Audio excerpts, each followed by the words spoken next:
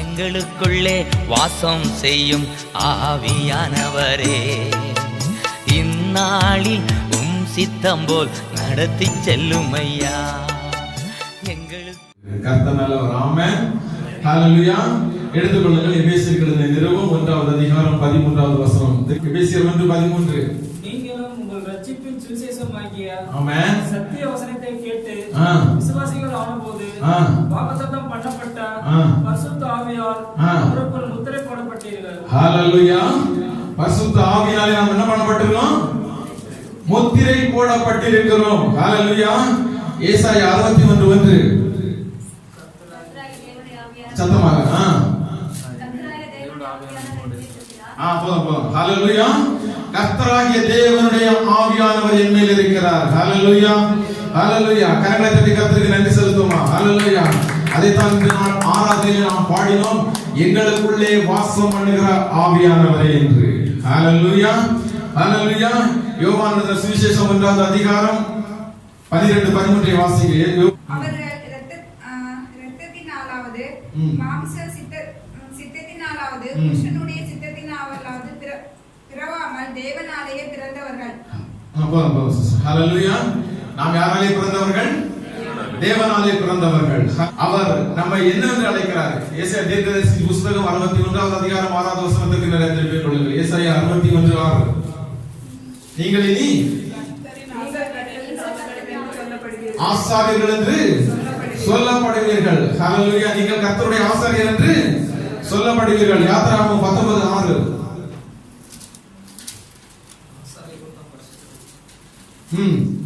நீங்கள் எனக்கு ஆசாரிய கூட்டமும் பரிசுத்த ஜாதியுமாய் இருக்கிறீர்கள். ஹல்லேலூயா. ஹல்லேலூயா. எவ்வளவு ஒரு மேன்மையான பாக்கியத்திற்குள்ள நாம் கடந்திருக்கிறோம். ஹல்லேலூயா. ஹல்லேலூயா. ஏதோ ஞானஸ்நானம் பெற்றோம், ஏதோ ஆண்டவருக்குள்ளா இருக்கிறோம், ஏதோ கிறிஸ்தவன் என்கிற பேரோடு கூட இருக்கிறோம் என்பதல்ல கிறிஸ்தவ வாழ்க்கை. ஹல்லேலூயா. இந்த வேதத்தில் உள்ள மகத்துவங்களை நீங்கள் தெரிந்திருக்க வேண்டும். நான் எப்படிப்பட்டவன் என்கிற அறிவு நமக்கு இருக்க வேண்டும். நான் யாருடைய பிள்ளை என்கிற தெளிவு நமக்கு இருக்க வேண்டும். நான் எதற்காக இந்த உலகத்தில் இருந்து கொண்டிருக்கிறேன் என்கிற உணர்வு நமக்கு இருக்க வேண்டும். இதெல்லாம் தெரிஞ்சுட்டு தான் கிறிஸ்தவனாக இருக்கணும். ஹல்லேலூயா.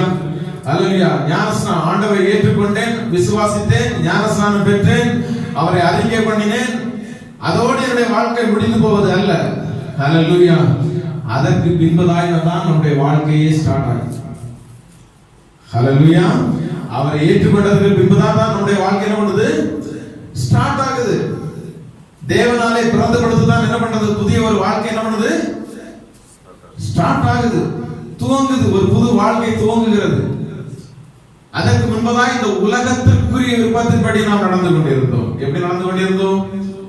இந்த உலகத்தின்படி, இந்த உலகத்தின் மாம்சத்தின்படி, இச்சைகளின்படி நாம் நடந்து கொண்டிருந்தோம். இப்பொழுது ஆவியிலே நாம் பிழைத்திருக்கிறோம். இப்போ புதிய வாழ்க்கைக்குள்ள நாம் கடந்து கொண்டிருக்கிறோம். ஹல்லேலூயா. கரங்களை தட்டி கர்த்தருக்கு நன்றி செலுத்துவோமா? ஹல்லேலூயா. கர்த்தர் நல்லவர். ஆமென். ஹல்லேலூயா.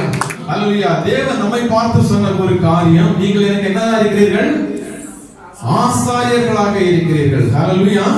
மறுபடியும் பிறந்த நீங்கள் ஆசாரியர்களாக இருக்கிறீர்கள். ஹல்லேலூயா. ஹல்லேலூயா. வெளிப்படுத்தின சுவிசேஷம் 1வது அதிகாரம் 6வது வசனத்தை எடுத்துக் கொள்ளுங்க. நம்மிடத்தில் அன்பு கூர்ந்து சத்தமா வாசிங்க. அன்பு கூர்ந்து தமது இரத்தத்தினாலே நம்முடைய பாவங்களற நம்மை கழுவி தம்முடைய பிதாவாகிய தேவனுக்கு முன்பதாக நம்மை ராஜாக்களும் ஆசாரியருமாக்கின அவருக்கே மகிமையும் வல்லமையும் உண்டாகுவதாக. ஆமென். ஹல்லேலூயா. ஹல்லேலூயா. தன்னுடைய சொந்த இரத்தத்தினாலே அவர் நம்மை கழுவி இருக்கிறார். ஹல்லேலூயா. அவருடைய சொந்த இரத்தத்தினாலே நம்மை கழுவி நம்முடைய பாவங்கள் எல்லாவற்றையும் நீக்கி பிதாவாகிய தேவனுக்கு முன்பதாக நம்மை எப்படி கொண்டு போய் நிறுத்தி இருக்கிறார்? ராஜாக்களும் ஆசாரியருமாய் கொண்டு நிறுத்தி இருக்கிறார். ஹல்லேலூயா. இது உங்களால் உண்டானது அல்ல. இது உங்களால், உங்கள் சரீரத்தினால், உங்கள் பலத்தினால் உண்டான காரியம் அல்ல. ஹல்லேலூயா. வேதம் மிக மிக தெளிவாக சொல்கிறது. வேதம் சொல்கிறது, தேவ எழுத்துக்கள் எல்லாம் தேவ ஆவியினாலே எழுதப்பட்டது. ஹalleluya, ஹalleluya. தேவ எழுத்துக்கள் நீங்கள் வாசிக்கிற எழுத்து யார் கொடுத்தது? தேவன் கொடுத்த வார்த்தைகள், தேவனுடைய வார்த்தைகள். பரிசுத்த ஆவியானவர் அதை எழுதி இருக்கிறார். ஹalleluya. அவர் சாட்சி கொடுக்கிறார். ராஜாக்களும் ஆசாரியருமாய் நான் உங்களை நிறுத்தி இருக்கிறேன். ஹalleluya. ராஜாக்களும் ஆசாரியருமாய் நான் உங்களை நிறுத்தி இருக்கிறேன். இந்த உலகத்திலே நம்ம பார்க்கிற பார்வை, நம்முடைய சிந்தனை, நம்முடைய செயல்கள், ஹalleluya, அந்த ஆசாரியனுக்கு உகந்ததாக இருக்க வேண்டும். வெளிப்படுத்தின சுவிசேஷம் 5வது அதிகாரம் 9-10 வாசிங்க. தேவரீர் புஸ்தகத்தை வாங்கவும் அதன் முத்திரைகளை உடைக்கவும் பாத்திரராயிருக்கிறீர். ஏனெனில் நீர் அடிக்கப்பட்டு சகல கோத்திரங்கள், பாஷைக்காரர்கள், ஜனங்கள், ஜாதிகளில் இருந்து எங்களை தேவனுக்கு என்று பிரித்தெடுத்து உம்முடைய இரத்தத்தினாலே மீட்டுக்கொண்டு எங்கள் தேவனுக்கு முன்பதாக ராஜாக்களும் ஆசாரியருமாய் மாற்றி இருக்கிறீர். ஹalleluya. கரங்களை தட்டி கர்த்தருக்கு நன்றி செலுத்துமா. ஹalleluya. எத்தனை முறை மீண்டும் மீண்டுமாய் உங்களை குறித்து தேவன் கொடுக்கிற வார்த்தை என்னவென்று பாருங்கள். ஹalleluya. மீண்டும் மீண்டுமாய் ராஜரிக ஆசாரிய கூட்டம் நீங்கள் என்று ஆவியானவர் நம்மை குறித்து சாட்சி கொடுக்கிறார். பரிசுத்த ஆவியானவர் நம்மை குறித்து சாட்சி கொடுக்கிறார்.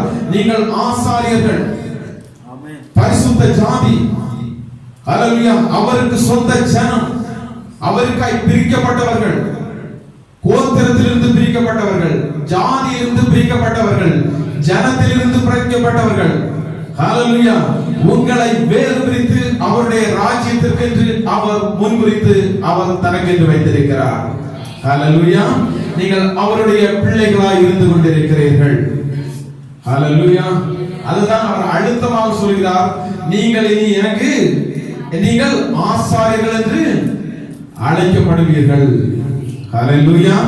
நீங்கள் தேவனுடைய ஆசாரியர்கள். ஹalleluya. இங்க சொல்லுங்க, நான் தேவனுடைய ஆசாரியன், நான் தேவனுடைய ஊழியக்காரன். ஹalleluya. இனி போதகர், மூப்பர் அதெல்லாம் ஒண்ணு கிடையாது. ஹalleluya. யாரெல்லாம் ஏற்றுக்கொண்டார்களோ அத்தனை பேர்களும் அவருடைய பிள்ளைகள் ஆகும்படி அவர் அவருக்கு அதிகாரம் கொடுத்தார். ஹalleluya. அந்த அதிகாரத்தின்படி நீங்கள் ஆசாரியர்களாய் இருக்கிறீர்கள். ஹalleluya. ஒவ்வொருவருக்கும் ஒவ்வொரு கடமை இருக்கிறது. சுவிசேஷம் அறிவிக்க வேண்டிய கடமை. ஹalleluya. ஒவ்வொருவரும் சாட்சியாய் நிற்க வேண்டிய கடமை இருக்கிறது. ஹalleluya. கர்த்தர் நல்லவர். ஆமென். ஹalleluya. அதைத்தான் அவர் அழுத்தம் திருத்தமாக சொல்கிறார். ஹalleluya.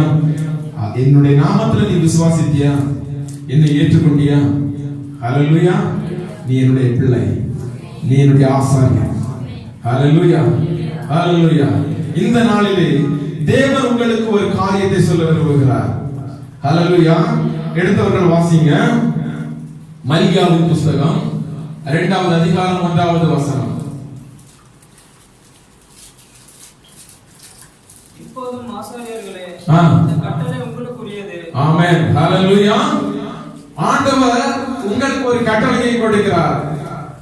ஆண்டவர் சொன்னார், நீங்கள் எனக்கு ஆசாரியர்களும் பரிசுத்த ஜாதியுமாய் இருக்கிறீர்கள் என்று. அந்த தேவன் உங்களுக்கு சொல்லுகிறார், இப்பொழுது நான் உங்களுக்கு ஒரு கட்டளையை கொடுக்கிறேன். ஹalleluya. போஸ்டிங் வந்தா நல்லா இருக்கும். ஹalleluya. போஸ்டிங் வந்தா எப்படி இருக்கும்? சந்தோஷமா இருக்கும். கட்டளை வந்தா கொஞ்சம் கஷ்டம். அப்படிதானே?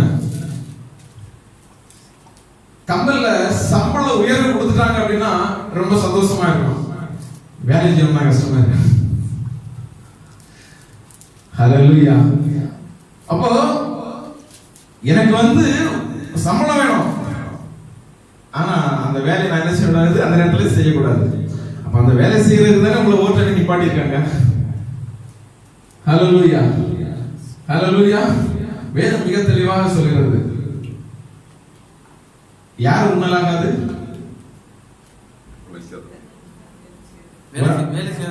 வேலை செய்யாதவன் உன்னலாகாது. ஹalleluya. ஆசாரியர்கள் என்ன பண்ணணும்? ஒழுங்கா வேலைக்கு என்ன பண்ணணும்? வேலைக்கு போயிடணும் ஒழுங்கா. ஹல்லேலூயா, ஹல்லேலூயா. ஆகவே இந்த தேசத்திலே நமக்கு இருக்கும் பொழுது தேவனுடைய கட்டளை, நீ வேலை செய்யலாம் என்ன பண்ணக்கூடாது? சாப்பிடக்கூடாது. அதான் தேவனுடைய கட்டளை. இந்த உலகத்தில் இருக்கும் பொழுது நாம் உன்னதத்துக்குரியவர்கள் தான். ஹல்லேலூயா.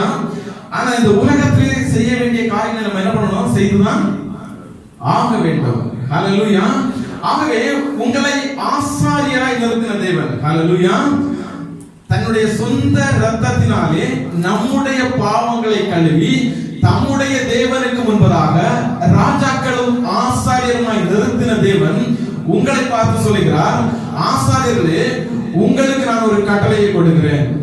மல்கியாவின் புஸ்தகத்திலே நீங்கள் 2வது அதிகாரம் 1வது மீண்டும் எடுத்துக் கொள்ளுங்கள். மல்கியா தீர்க்கதரிசியின் புஸ்தகம் 1வது அதிகாரம் 2வது அதிகாரம் 1வது வசனம். இப்போதும் ஆசாரியர்களே, இந்த கட்டளை உங்களுக்குரியது. இந்த கட்டளை உங்களுக்குரியது. அதே 7வது வசனத்தை வாசிங்க.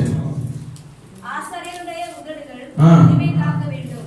வேதத்தை அவன் வாயிலே தேடுவார்களே, அவன் சேனைகளுடைய கர்த்தரின் தூதன். ஹல்லேலூயா, ஹல்லேலூயா. இங்க உங்களுக்கு ஒரு பேர் கொடுக்கப்படுது. என்னது?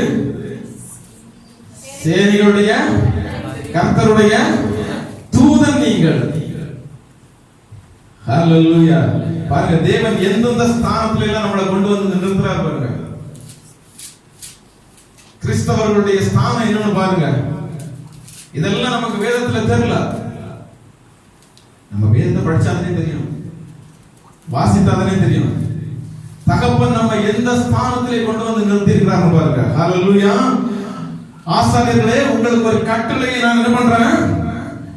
இப்பொழுது நான் சொல்லுகிற கட்டளை உங்களுக்குரியது. ஆசாரியனுடைய உதடுகள் அறிவை காக்க வேண்டும்.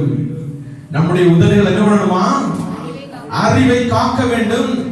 இந்த உலகத்தில் உள்ள ஜனங்கள் உங்களுடைய வாயிலிருந்து வேதத்தை எதிர்பார்ப்பார்கள். உங்களுடைய வாயிலிருந்து வேதத்தை எதிர்பார்ப்பார்கள். தேவஜனமே, ஹல்லேலூயா. ஆசாரிய கூட்டமாய் உங்களை நிறுத்தின தேவன் உங்களை வெறுமனே நிறுத்தவில்லை, உங்களுடைய வாயிலே வேதத்தை வைத்திருக்கிறார். ஹல்லேலூயா. அவர் சொல்லுகிறார், மிக அருமையாக சொல்கிறார், நீங்கள் தான் என்னுடைய தூதனாக இருக்கிறீர்கள். ஆசாரியன் என்பது ஒரு சாதாரண பட்டம் அல்ல. என்னுடைய வார்த்தையை அறிவிக்கிற தூதன் நீங்கள். உங்களுடைய வாயிலே எப்பொழுதும் வேதம் இருக்க வேண்டும், வேத வசனம் இருக்க வேண்டும். ஹல்லேலூயா. உங்களுடைய வாயிலே இருக்க வேண்டும். இப்ப உங்களுடைய வாயிலே என்ன புறப்பட்டு வருது? ஒரு நிமிஷம் யோசனை பண்ணி பாருங்க. ஹல்லேலூயா.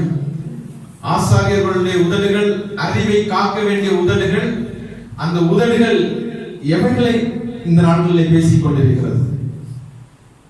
எவைகளை பார்த்து கொண்டிருக்கிறது? ஆசாரியனுடைய சரீரம் எவைகளை செய்து கொண்டிருக்கிறது? ஹல்லேலூயா. ஆம், கர்த்தருக்கு மிகவும் பிரியமானவர்களே, ஹல்லேலூயா. இந்த கட்டளை ஒவ்வொரு ஆசாரியருக்கும் உரியது. ஆமென். ஹல்லேலூயா. உங்களுடைய நாவு, ஹல்லேலூயா, உங்களுடைய நாவு அறிவை காக்க வேண்டும். உங்களுடைய வாயிலிருந்து வேதம் புறப்பட வேண்டும். ஹல்லேலூயா, ஹல்லேலூயா. உங்களுடைய வாயிலிருந்து வேதம் புறப்பட வேண்டும். உங்களுடைய வாயிலே தேவையில்லாத வார்த்தைகள் புறப்படலாகாது. உங்களுடைய வாயிலே முறுமுறுப்புகள் புறப்படலாகாது. உங்களுடைய வாயிலே அவிசுவாசமான வார்த்தைகள் புறப்படலாகாது.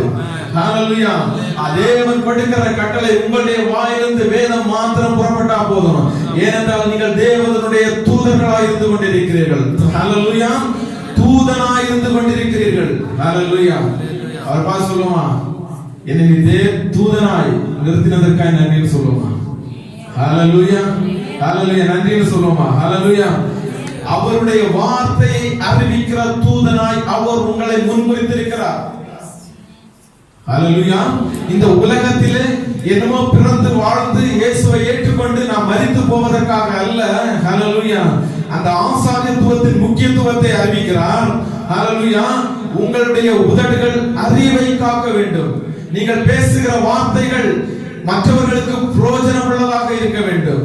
மற்றவர்களை நித்திய ஜீவனுக்குள்ளாய் அழைத்து செல்கிறதாக இருக்க வேண்டும். ஹல்லேலூயா, உங்களுக்கு கொடுக்கிற கட்டளை எடுத்துக்கொள்ளுங்கள். ஏசாயா தீர்க்கதரிசியின் புஸ்தகம் எடுத்துக்கொள்ளுங்கள். ஏசாயா தீர்க்கதரிசியின் புஸ்தகம் 57வது அதிகாரம் 19வது வசனம். ஏசாயா 57:19. சமாதானம் சமாதானம் என்று கூறும் உதடுகளின் பலனை சிருஷ்டிக்கிறேன். ஹalleluya. உங்களுடைய உதடுகளிலே தேவன் சிருஷ்டித்தது என்ன? நீங்கள் சமாதானத்தை நீங்கள் கூற வேண்டும் என்று. ஹalleluya. கிட்டத்துல இருந்தாலும் சரி, தூரத்துல இருந்தாலும் சரி, உங்களிடத்திலே பேசுகிற ஒரு ஜனத்திற்கு நீங்கள் தேவனுடைய ஆசாரியன் பதில் கொடுக்க வேண்டும், உங்களுக்கு சமாதானம் உண்டாகட்டும் என்று. ஹalleluya. உங்களுடைய வாயிலிருந்து என்ன புறப்பட வேண்டும்? சமாதானம். ஹalleluya.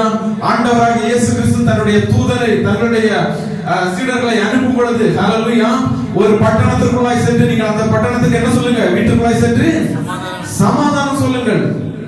நீங்கள் சொல்லுகிற சமாதானத்தின் பாத்திரம் அங்கே இருந்தால் நீங்கள் சொல்லுகிற சமாதானம் அந்த குடும்பத்திலே தங்கும். ஹalleluya. ஹalleluya. அதுதான் பழைய ஏற்பாட்டிலே தேவன் சொன்னார், நீ ஆசீர்வதிக்கிறவர்களை நான் ஆசீர்வதிப்பேன், நீ சபிக்கிறவர்களை நான் சபிப்பேன். ஆமென். ஹalleluya. உங்களுடைய நாவிலே தேவன் அதிகாரத்தை கொடுத்திருக்கிறார்.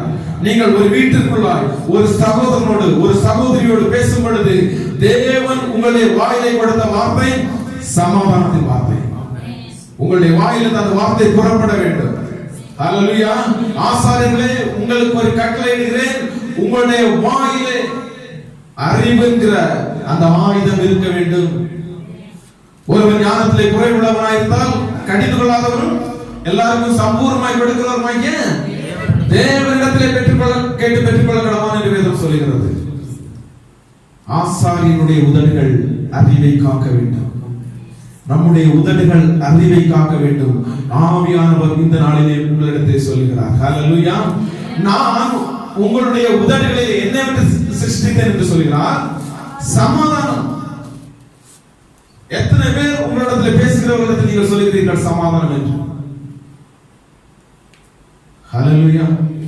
கர்த்தருடைய பிள்ளைகள், ஆசீர்வதிக்க வேண்டிய பிள்ளைகளுடைய வாயிலிருந்து வருகிறது எல்லாமே அவிசுவாசமான வார்த்தைகள். ஹalleluya.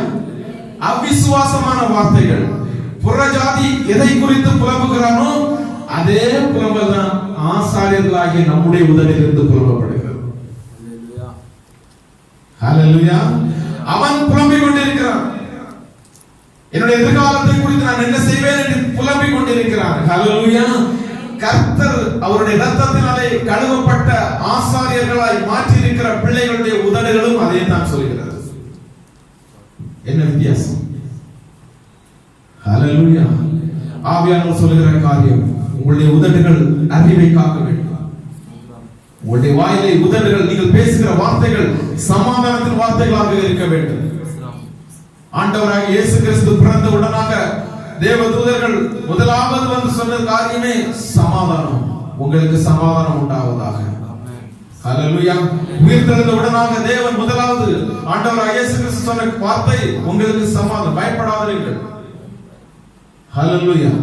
ஹalleluya. ஆசாரியன் உதடுகளிலே தேவன் சிருஷ்டித்த வார்த்தை, அவர் ஆசீர்வதித்தது உங்களுடைய உதடுகளில் இருந்து சமாதானம். ஏனென்றால் நீங்கள் கடந்து செல்லும் பொழுது, ஒரு குடும்பத்தை ஆசீர்வதிக்கும் பொழுது அந்த குடும்பம் ஆசீர்வதிக்கப்படுகிறது. ஹalleluya. ஒரு குடும்பத்திற்காக நீங்கள் ஜெபிக்கும் பொழுது அந்த ஜெபம் தேவனுடைய சமூகத்திலே கேட்கப்படுகிறது. நீங்கள் அவர்களுக்காக தேவனிடத்திலே பரிந்து பேசும் பொழுது அந்த ஆத்மா பாதாளத்திலிருந்து மீட்கப்படுகிறது. நீங்கள் ஒரு ஆத்மாவுக்காக எப்படியாவது ரட்சிக்க, ஆண்டவரே இந்த ஆத்மாவை ரட்சியும் என்று தேவனிடத்தில் நீங்கள் கேட்கும் பொழுது தேவன் அந்த ஜெபத்திற்கு பதில் கொடுக்கிறார். ஹalleluya. ஏனென்றால் அவருடைய இரத்தத்தினாலே நீங்கள் கழுவப்பட்டவர்கள். ஹalleluya. அவருடைய இரத்தம் உங்கள் மேல் தெளிக்கப்பட்டிருக்கிறது. நீங்கள் ஒரு சாதாரண மனிதன் அல்ல. நீங்கள் ஜெபிப்பதற்கு தேவன் பதில் கொடுக்க எப்பொழுதும் ஆயத்தப்பட்டுக் கொண்டிருக்கிறார். ஆகவே உங்களுடைய உதடுகள் அறிவை காத்து உங்களுடைய உதடுகளில் இருந்து சமாதானம் என்கிற வார்த்தை புறப்பட வேண்டும். ஹalleluya. ஹalleluya. எடுத்தவர்கள் வாசிங்க. ஏசாயா தீர்க்கதரிசியின் புஸ்தகம் 61வது அதிகாரம் 4வது வசனம்.